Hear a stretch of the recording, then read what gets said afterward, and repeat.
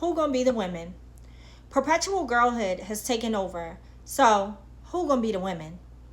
There used to be a time where saying, I'm a grown ass woman, was a milestone and you couldn't wait to get there. Now, though, not so much.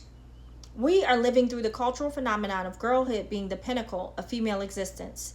To which I ask, why? How? Well, I think it's multi layered, and we're going to talk about it. First, let me say that as a 45-year-old woman, in my experience, your brain doesn't necessarily stop seeing yourself as youthful. You know the saying, you're only as old as you feel? Well, I still feel like my 27-year-old self. In that vein, I still value a youthful appearance and a jubilant attitude, which is mostly associated with youth. But my life experience would say otherwise. I am in fact a grown-ass woman. Motherhood and 2 marriages later, I can definitively say that I am no longer the 27-year-old young woman that my first mind tells me that I am. Having a 16-year-old daughter has raised my awareness to the question of what separates the girls from the women. From the girly aesthetic, to the girlish hobbies, to the lack of emotional evolution in the name of healing the inner child, we are stuck in perpetual girlhood. The things that used to define womanhood have disappeared, and we've collectively decided that I'm just a girl. The rituals that used to separate the girls from the women are now viewed as antiquated relics from the past that have no value in modern society. But I say we need those definitive markers of transition from one stage of adulthood to the next, so that as a person you can continue to evolve. In the West, traditions like the Sweet 16 celebration marks the end of childhood into teenage years, or the debutante ball or cotillion, marking a girl's entrance into womanhood and readiness to date, are examples of a girl's transition from girlhood to young womanhood.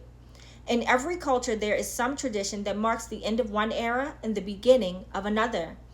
The Sudanese have smoke baths, scrubs, henna, all rituals for women, not girls. The practice of veiling in the Islamic world. Labolo Labasadi, a rites of passage for Basotho girls marking transition to womanhood, still practiced in provinces today. I could go on and on, but you get the point. We used to have rituals. Which brings me to the idea that our lack of clear transition markers into womanhood is what has in part led to the enmeshment of girlhood into adulthood, and as a result, arrested development. We've become so consumed with being desirable, which is associated with youth, and healing our inner child, that we miss the opportunity to grow into a more evolved version of ourselves. Instead, we stay in a cycle of chasing youth in every way and also overly protecting our peace, so much so that we become mentally and emotionally stagnant. If we never allow ourselves to look more mature, we will never experience the evolution of our own self-perception. In turn, we don't allow ourselves to move from a space of being desirable as a young woman to being more revered and respected as we age. With the absence of aging, as a society, we lose that energy of the matriarch. I don't have a crystal ball, but I can totally see this phenomenon turning into a lack of care and responsibility for women elders in the future. As someone who has a mother who's almost 70, I can tell you that caring for the elders is a real thing. And we think we can pay our way into sincere, loving care as we age, but nobody is going to take care of you in old age like your loved ones. So then I ask, who gonna be the elders? In terms of emotional and mental evolution, if our main concern is healing our inner child and labeling every idiosyncrasy we have, do we even give ourselves a chance to evolve into a more healed version of ourselves? More mature, more rooted in who we really are?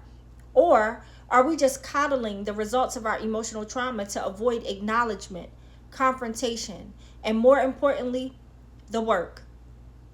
Because if every time an interpersonal relationship doesn't pan out the way I expect, or I don't get the results I'd hoped for in my life, I can slap a label on myself or on the other person and excuse myself or them. I never have to take full accountability for my own situation. I'm just slapping a label on an impermanent condition and making it permanent. Also, I can cower or avoid or cry about it and not become solution oriented and use it as an opportunity to actually grow. Girls throw tantrums. Women look in the mirror and ask, what part did I play? Am I being honest with myself? How can I do better? This goes for family, romantic, and work relationships. Arrested development is how we end up with middle-aged mean girls.